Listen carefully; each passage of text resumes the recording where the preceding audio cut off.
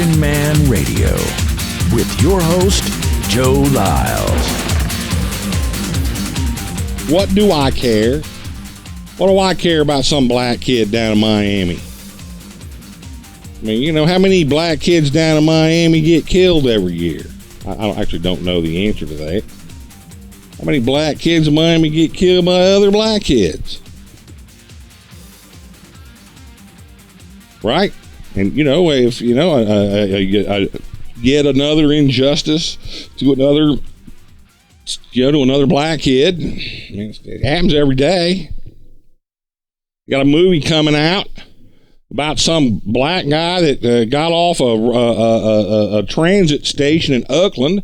And I remember when this happened, I remember seeing the video when this happened. Cop just shot him in the back, laying on the ground. So, I mean, the Fruitvale Station, that's the name of the movie. And I might go watch it, or I might not. I might not be able to stand to watch it. What do I care? Why should you care? I'm going to show you why. It's very practical. Yesterday, again at Daily Kos, yesterday there was another diary. And it was a thank you. It was a thank you to the, quote, anti-racist white folks. And I don't know, perhaps he would consider me to be one of those anti-racist white folks. I'm a pro-labor Democrat. I'm a Harry Truman Democrat. I believe that if you take care of the working man, he will take care of you. I believe that prosperity flows from the bottom up and not from the top down. The wealthy extract wealth from labor. Labor produces everything you see. Look around you. Everything you see was created by labor.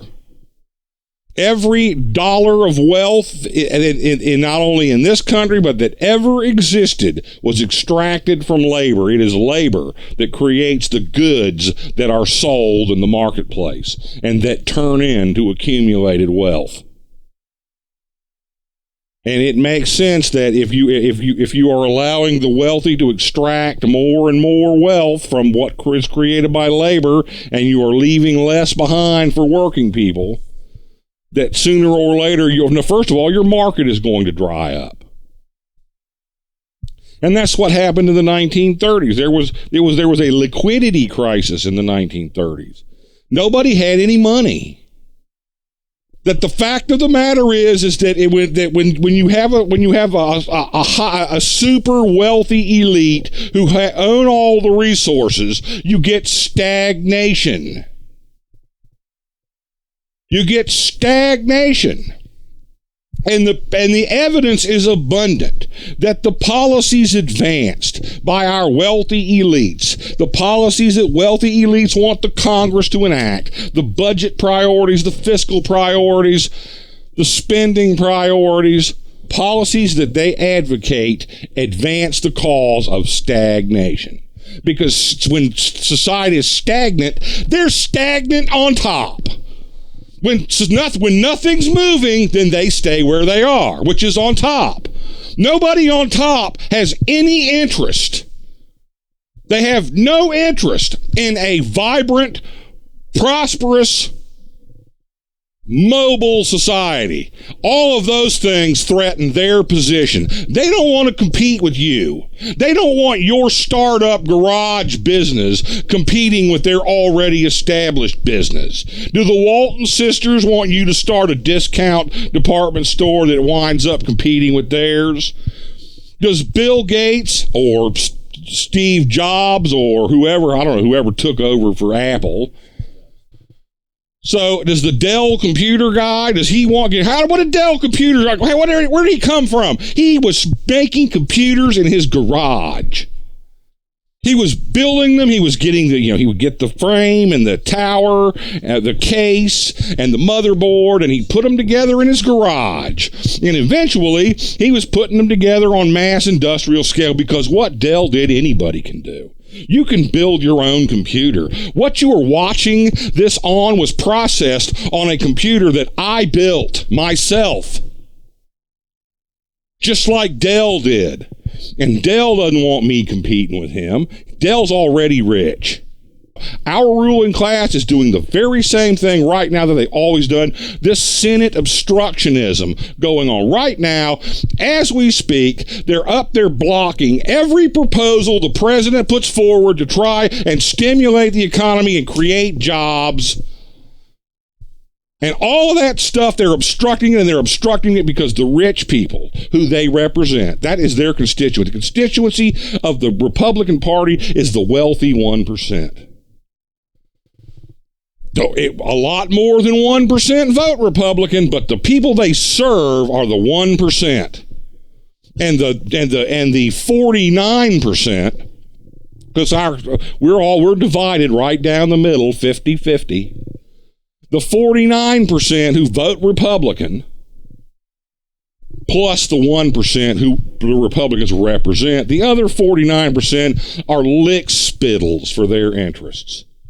They're the people who brown-nose the boss at work. They think if they just help if they help the uber wealthy get everything they want, then maybe the uber wealthy will give them a few extra crumbs. Let me show you how that works.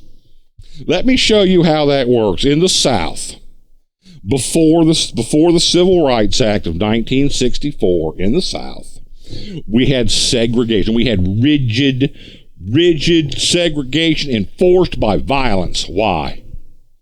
Why'd we have it?